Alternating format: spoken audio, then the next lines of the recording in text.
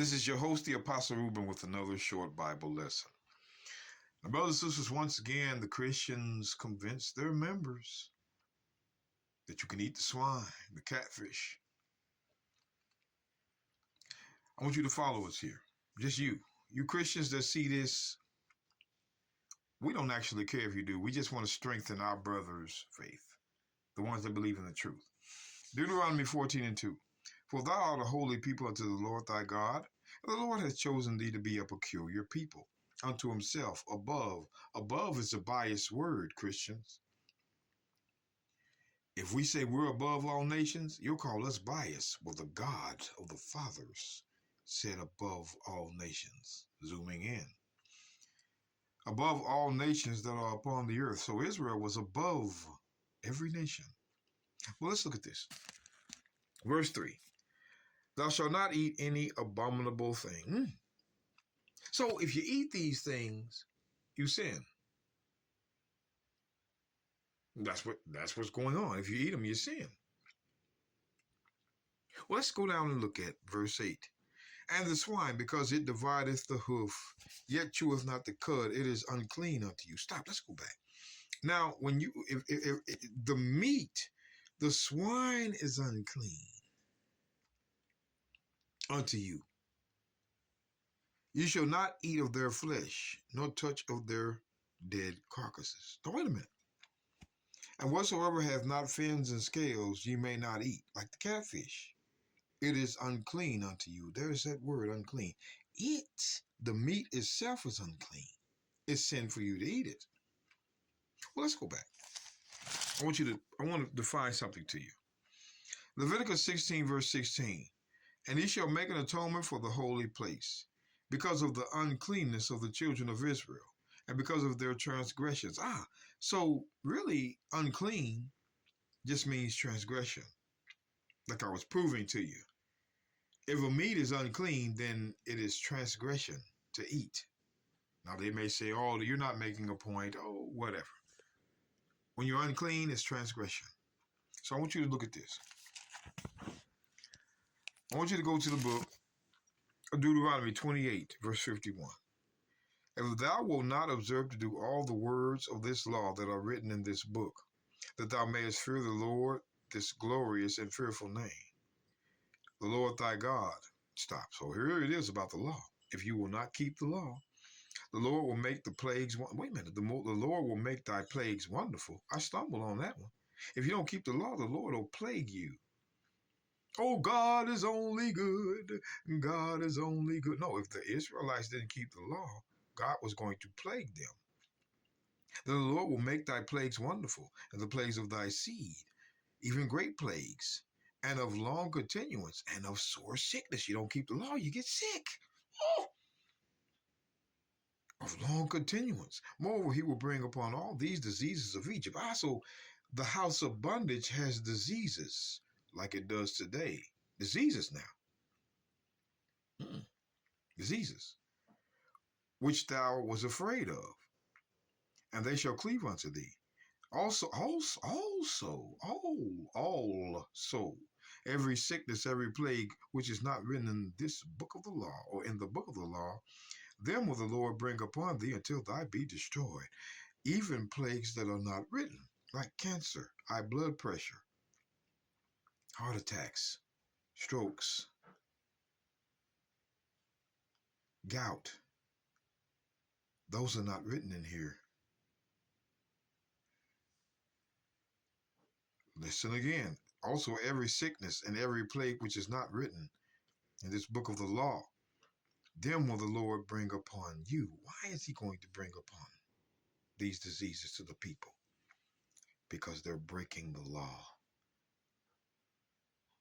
You Christians, y'all are 3 steps behind us. We know why God causes sickness and disease, because his law is not being kept. So when we turn the page to Micah 6:13, therefore, here's testimony. All this is testimony, precept upon precept. Therefore also I will make thee sick and smiting thee. Why is he going to make us sick? In making thee desolate because of thy sins. Again, if we're in sin, the true Israelites, God causes sickness. But I've been eating pork for 60 years and ain't nothing wrong with me. Ecclesiastes chapter 8. See, I'm going to show you what they do this. Ecclesiastes 8 verse 11. Because sentence against an evil work is not executed speedily, because God hadn't killed you yet. Therefore, the heart of the sons of man is fully set in them to do evil. They'll keep eating the pork because God ain't killed them yet. He let them live. They think they all right. Verse 12. Though a sinner do evil 100 times, and his days be prolonged, he may get that 90 to 80 years. I know that it shall be well with them that fear him, which fear before him.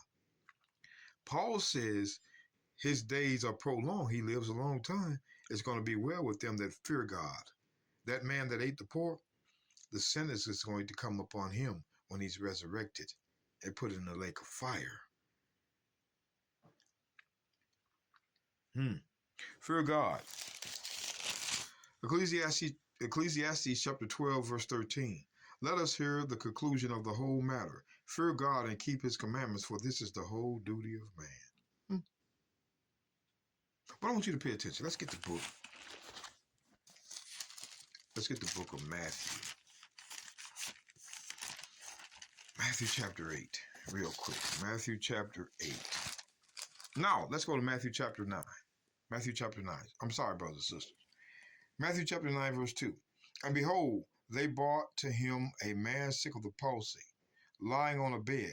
And the Messiah, seeing their faith, said unto them, the sick of the palsy, Son, be of good cheer. Thy sins be forgiven thee. The sick of the palsy, what does his sin have anything to do with him being sick? See, his sin causes sickness, like it says in the Old Testament. It didn't change. I want you to pay attention to this. I want you to notice this word I'm about to read. The book of Luke, chapter 15, verse 21. And the son said unto him, Father, I have sinned against heaven and thy sight, and am no more worthy. See, I want you to look at that. If you sin, you're unworthy. See, no more worthy is another word, another way of saying you're unworthy. I'm sorry. So if you sin, you're unworthy. Let's look at Paul. I want you to pay attention. Now, here's what the Christians don't get. The book of 1 Corinthians 11, verse 27. Wherefore, whosoever eat of this bread and drink of this cup of the Lord unworthily in sin, right, shall be guilty of the body of the blood of the Lord. But let a man examine himself. So let him eat of this bread and drink of this cup. For he that eateth and drinketh unworthily eateth and drinketh damnation to himself. And you Christians do it every week because you're doing it unworthily, which is in sin. You are not keeping the law. So every one of those so-called communions, they're all fake because you're not keeping the law. Unworthy is sin. But watch this. For he that eateth and drinketh unworthily, eateth and drinketh damnation to himself, not discerning the Lord's body. Watch. For this cause many are weak and sickly among you, because you eat of his bread and drink of his cup in your sins. You're sick. Sickly means sick. Sin still causes sickness. But they say, oh, but Galatians 3:13, you're not paying. Oh, Galatians 3:13, for Christ has redeemed us from the curse of the law. But wait a minute, hold on. But when is that curse going to stop? Revelation 22, verse 3.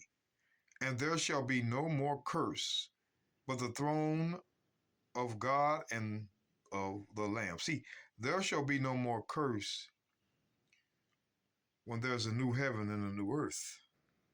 See there? As long as we keep eating this pork, we're going to be cursed, you true children of Israel. We got to come out from under Edom. He's dangerous.